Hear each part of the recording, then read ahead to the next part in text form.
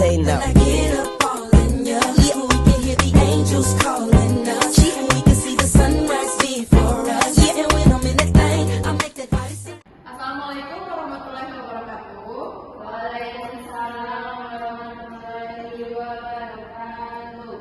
Selamat pagi. Terima kasih karena teman-teman sudah hadir pada kesempatan hari ini. Di kesempatan hari ini kita akan membahas hal yang sangat penting, yaitu etika batuk. Batuk adalah respon alami di dalam tubuh akibat iritasi. Namun batuk itu bisa kita hindari dengan mengikuti etika batuk yang akan kita sampaikan nanti. Sebelumnya, perkenalkan, nama aku Fadila dari jurusan Promosi Kesehatan Politeknik Kemenkes Bengkulu. Baik, kita langsung saja ke materinya. Kenapa etika batuk itu sangat penting?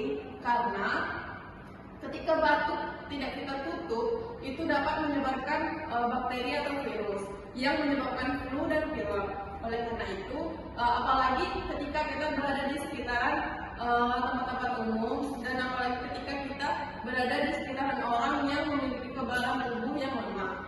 Oleh karena itu, kita harus tahu bagaimana etika batuk yang benar. Yang pertama, yaitu selalu tutup hidung dan mulut.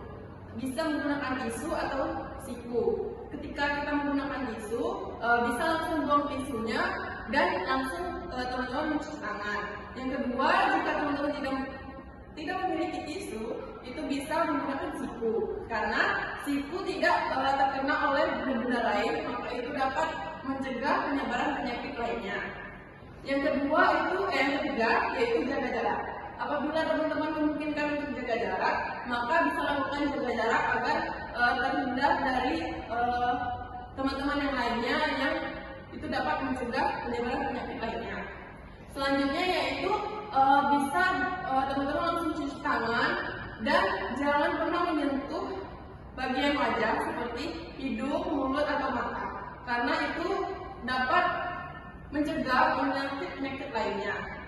Mungkin cukup sekian yang dapat kakak sampaikan. Lebih dan kurangnya kami mohon maaf. Semoga apa yang kakak sampaikan tadi bisa bermanfaat dan bisa teman-teman lakukan di kehidupan sehari-hari apabila teman-teman kurang enak badan seperti batuk.